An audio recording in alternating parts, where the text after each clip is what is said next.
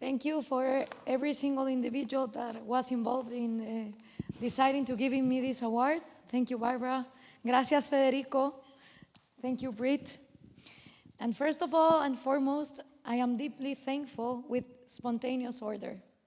I am thankful for that marvelous reality so well explained by Friedrich Hayek in this Nobel Peace awarded concept. It's because of a spontaneous order that my parents met in Guatemala after their parents escaped from former Soviet Hungary and communist Cuba in order to save their lives and freedoms.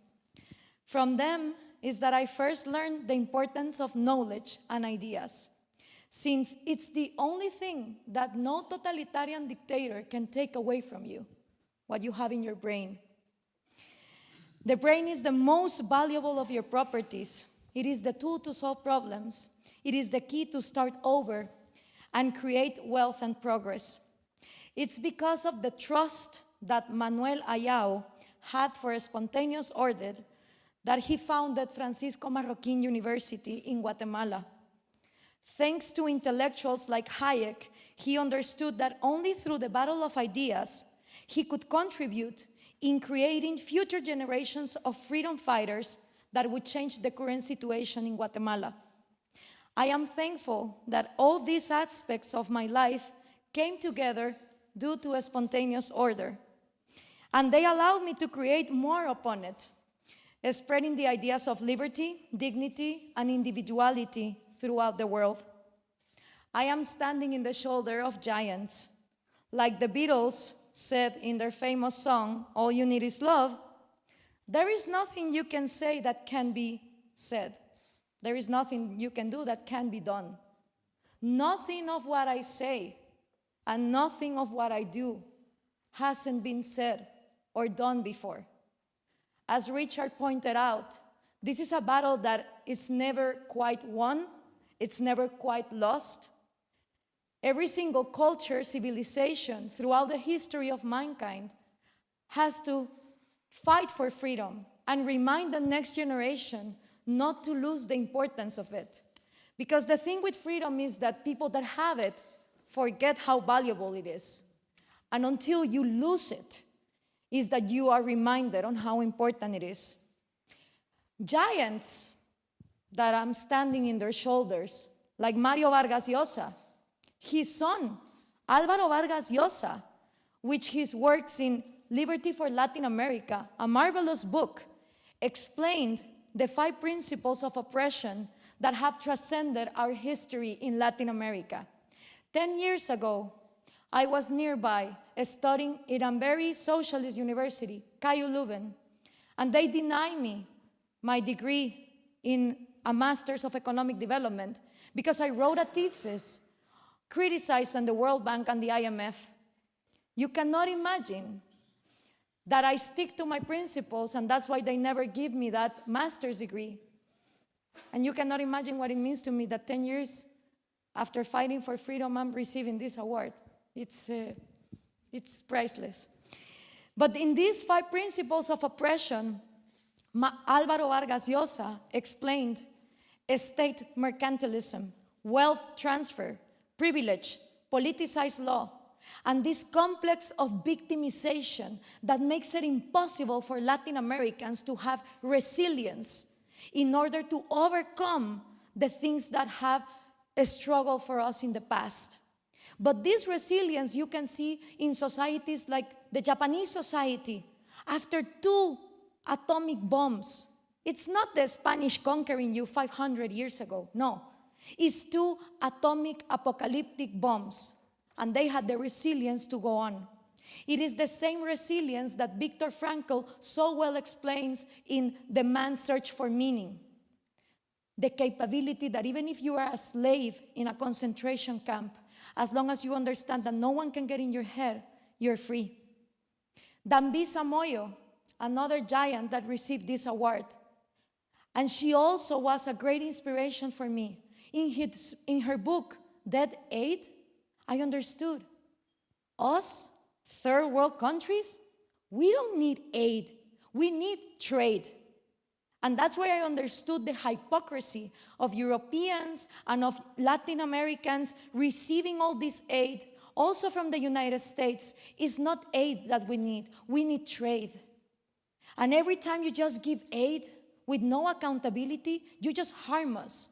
What we need is to trade our coffee, our bananas, our fruits, our vegetables, and the things we have in these countries. But guess what? There's protectionism coming from the European Union.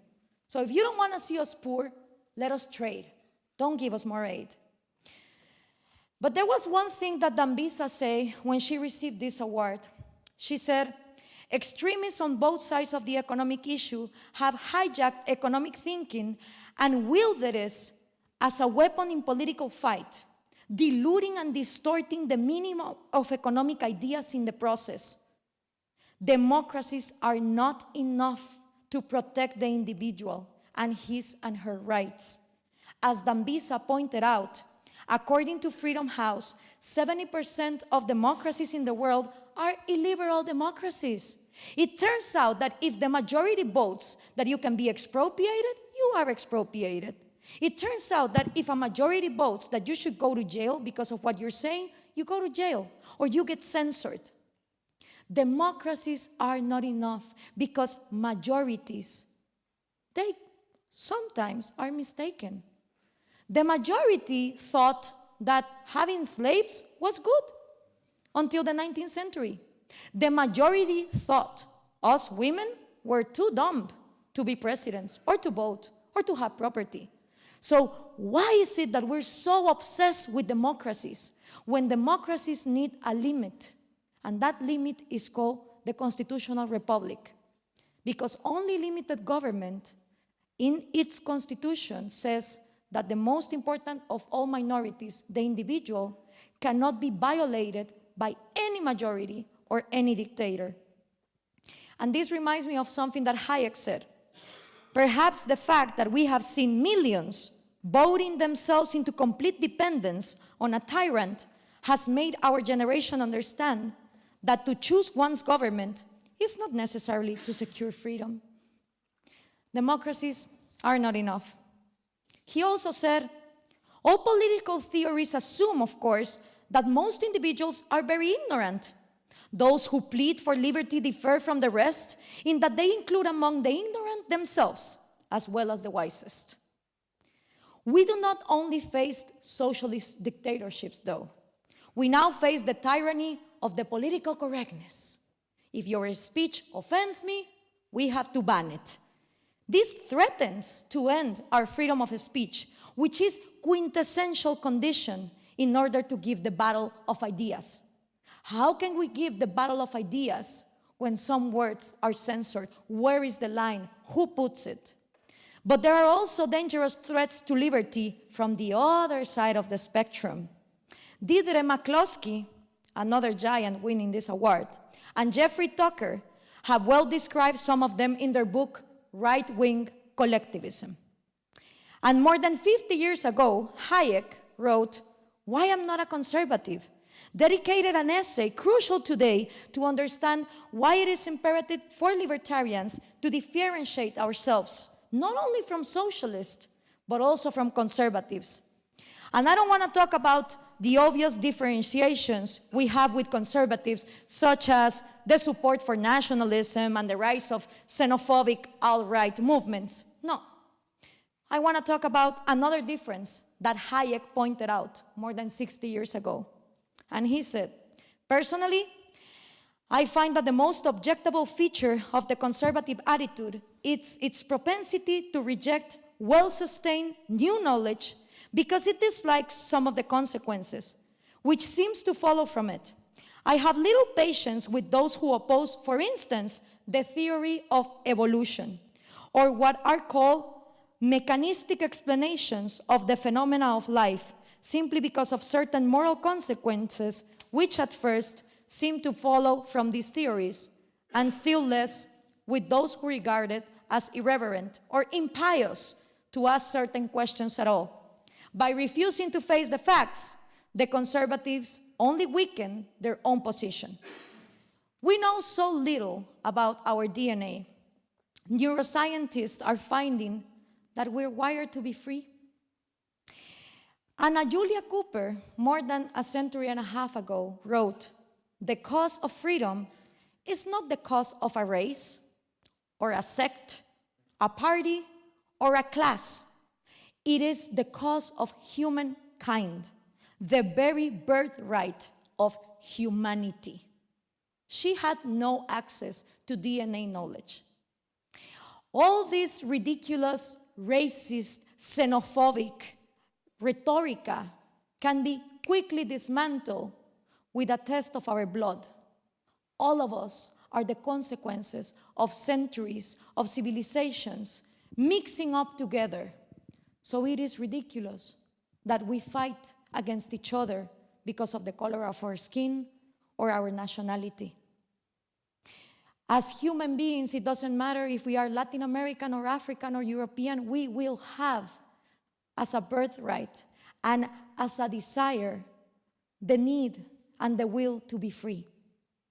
Imagine that if Marx, when he was writing in the critique of the Gotha Project or the Communist Manifesto, he dreamt about this new man, a man that had no self-interest. He never explains how the hell this new man was going to be born. He never explains it. But he talks about this new man who was not going to have self-interest, who was going to be more, when he would go and trade his work for whatever resource, he was going even to renounce to what was devoted to him in order to give for the weak. But he never explains how this new man was going to rise.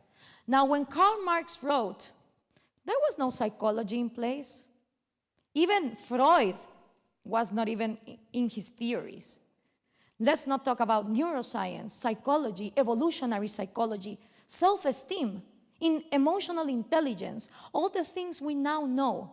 So, I spare Marx. I understand him. He wrote in a time when we knew so little about the mind. But now that we have neuroscience and DNA and all this knowledge about the brain, neuroscientists are finding that we're actually wired to be free. That guess what? It is good to have self-interest. Because when we first take care of ourselves, then we can be useful to society. If we don't have self-esteem, how can we help society? If we don't have own goals, how are we going to be useful to society? Steven Pinker, one of the most important neuroscientists right now, got to this conclusion. The strongest argument against totalitarianism may be a recognition of a universal human nature, that all human beings have an innate desire for their lives, their liberties, and their pursuit of happiness. So we, as libertarians, should be happy, because finally science is getting to the conclusions that this is the philosophy that makes sense for human life. Our time has finally come, as Deirdre McCloskey said when she won this award. She pointed out, referring to Austrian economics, that the continuous failings of central banks and governments across the world had made it easier for supporters of the Austrian school to make strong arguments toward free markets as a means for future prosperity. But then they say that we libertarians are arrogant, that we are greedy. We are the greedy ones? We don't want the money of someone else. It turns out that they call us arrogant. But please, arrogants are the socialists. They think that they know better than the others how to handle their belongings, their properties, and even their wallets. Arrogants are the conservatives because they believe that their moral is superior than the rest of the others. That is arrogant. But advocating for one to take care of their own, both in their wallet and in their beds, that requires humility, to recognize very little to control others, and recognize others capable of being free and responsible. So I want to leave you with 4 truths that I have come to understand that only us libertarians support and defend. The first one, freedom does not guarantee you that you will make the right decisions. It only guarantees you that nobody else would make those decisions for you. Second, there is no greater democracy than letting all consumers vote with their own money, deciding who they send to bankruptcy by not buying from them, and who they reward for their effort in buying to them. There is nothing more egalitarian than that. For everyone in this life is a consumer, but not all of us are producers. So if we want to talk about democracy, let's talk about the market.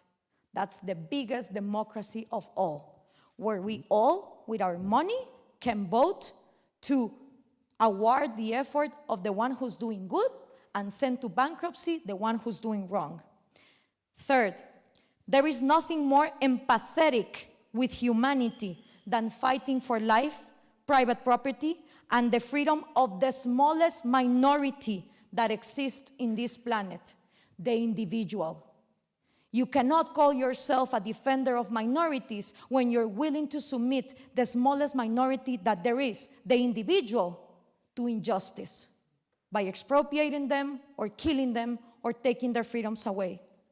Finally, limited government is the only system that defends the individual from the tyranny of a dictator, of the tyranny of majorities. Without democracy, from the republic becomes a tyranny of the oligarchies. Yes, if there's no democracy, then the government of the few becomes an oligarchy. But without a republic, without a limited government, the democracy becomes the tyranny of the demagogues. So we need both. Thank you very much for giving me an award where I can honestly say it's a lifetime. Yes, it has been a lifetime. But it's not only my lifetime. It's the lifetime of thousands of people around the world, across the globe, in different civilizations and generations that have passed the torch of freedom in order for us to be standing in the 21st century and keep on fighting for it. And one thing I'm really thankful is that in my condition, as a Latin American woman, probably I would have been killed, burned, censored in any other century. Now the only burden that I have is to fight with trolls over the internet. That's the only thing I have to worry, because we now live in the century where there's more freedom and more progress than any other time in the world. It is the first time that for every 10 persons that are living, 9 don't live with $1 a day. Yes, there's still 1 person that lives with less than $1 a day, but never in the history of humanity things have gotten better. So let's remind ourselves from that. And let's be thankful for the people who had it worst and brought us liberty until now. Thank you very much.